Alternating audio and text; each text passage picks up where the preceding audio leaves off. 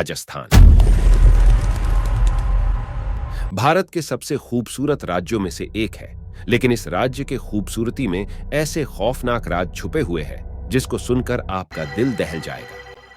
रेत से सजी ये राज्य ऐसी कई डरावनी जगहों का घर है और उन्हीं जगहों में से एक है नेशनल हाईवे 79। यूं तो ये हाईवे अजमेर को घाट बिलोद से जोड़ता है, लेकिन इस हाईवे पे ऐसे वारदात हो चुके हैं जिसे सुनकर आपका तो क्या किसी का भी रूह कांप जाएगा। माना जाता है कि राजस्थान के दूदू गांव में एक 5 दिन की नवजात बच्ची का एक 3 साल के लड़के के साथ जबरदस्ती शादी कराई जाने वाली थी, लेकिन नवजात लड़की की मां इस शादी के सख्त खिलाफ थी, जिसके कारण उस लड़की की मां अपने बच्ची को इस कुप्रथा से बचाने के लिए दूदू गांव से अपनी बच्ची को लेकर भाग जाती है। गांव से भागने के बाद उस लड़की की मां नेशनल हाईवे 79 के पास पहुंच जाती है, जहां पे वो चीख चीख कर लोगों से मदद मांगती है, लेकिन रात होने के कारण और रास्ता सुनसान होने के कारण उसकी पुकार अनसुनी ही रह जाती है।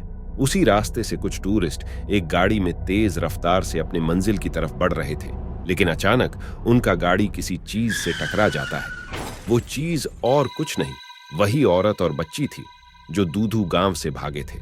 उस हादसा में दोनों मां बेटी की जान चली गई थी, जिसके कारण NH 79 राजस्थान के सबसे भूतिया जगहों में गिना जाता है। इस घटना से जुड़े ऐसे बहुत सारे डरावनी कहानियां हैं और उनमें से ही एक कहानी 3 दोस्तों से जुड़ी हुई है। माना जाता है कि 3 दोस्त एक गाड़ी में नेशनल हाईवे 79 से होते हुए अपने मंजिल की तरफ बढ़ रहे थे। रात काफी हो चुकी थी और रास्ता भी सुनसान था। अंधेरे की वजह से गाड़ी की हेडलाइट कुछ ही दूर तक अपनी रोशनी दे पा रही थी और ना रास्ते पे कोई पोल लाइट मौजूद था, इसीलिए तीनों दोस्त उस रास्ते को जल्द से जल्द पार करना चाहते थे। तीनों दोस्त गाड़ी की रफ्तार बढ़ाने के बारे में बात कर ही रहे थे कि उनको गाड़ी से कुछ दूर एक औरत अपने गोद में एक बच्चे को लिए सड़क किनारे किसी का इंतजार करते हुए दिखती है। इतनी अंधेरी और सुनसान रास्ते पे एक अकेली औरत का होना तीनों दोस्तों को आश्चर्यजनक लगता है, लेकिन इंसानियत के नाते वो अपने गाड़ी को उस औरत के पास ले जाकर रोक देते हैं। उन 3 दोस्तों में से एक गाड़ी रुकने के बाद गाड़ी का शीशा नीचे कर उस औरत की तरफ देखता है, लेकिन जैसे ही उसका नजर उस औरत के कपड़ों पे पड़ता है वो चौंक जाता है। उस औरत का कपड़ा खून से रंगा हुआ था और उसके लंबे बाल ने उसका चेहरा ढक रखा था।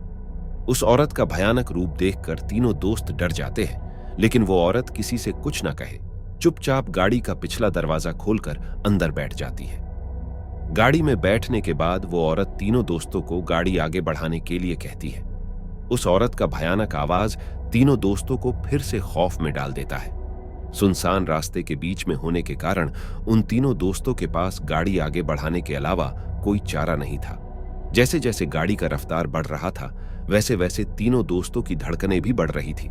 हालांकि उन तीनों दोस्तों ने कई बार उस औरत से उसके खून से रंगे हुए कपड़ों के बारे में पूछा, लेकिन वो औरत अचल रही और उसने किसी भी सवाल का जवाब नहीं दिया। उसी खून से रंगे हुए कपड़े में लिपटा उसका बच्चा एकदम स्थिर था, मानो उसके शरीर में कोई जान नहीं हो। उन दोनों के शरीर से अजीब सी बदबू आ रही थी, मानो उनका शरीर का ऊपर का मांस सड़ चुका हो।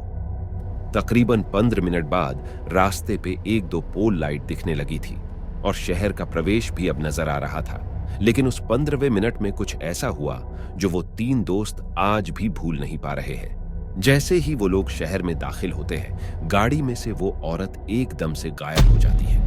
उस औरत का गाड़ी के सीट पे अब कोई नामो निशान नहीं था और ना उसका बच्चा कहीं पे नजर आ रहा था। इसीलिए उन 3 दोस्तों ने गाड़ी रोक दी और तुरंत ही गाड़ी से उतरकर उस औरत और उसके बच्चे को ढूंढने लगे। हालांकि घंटों ढूंढने के बाद भी उस औरत का कोई पता नहीं चला और ना उसके बच्चे का। इस वाक्य ने तीनों दोस्तों को हिला के रख दिया था। आज भी वो तीनों दोस्त उस रास्ते से गुजरने से डरते हैं और उस रात को घटी वो खौफनाक वारदात उन तीनों दोस्तों की आज भी रोंगटे खड़े कर देती है। माना जाता है कि वो औरत आज भी उस रास्ते पे मौजूद है और उसकी चीख आज भी उस रास्ते पे गूंजती है।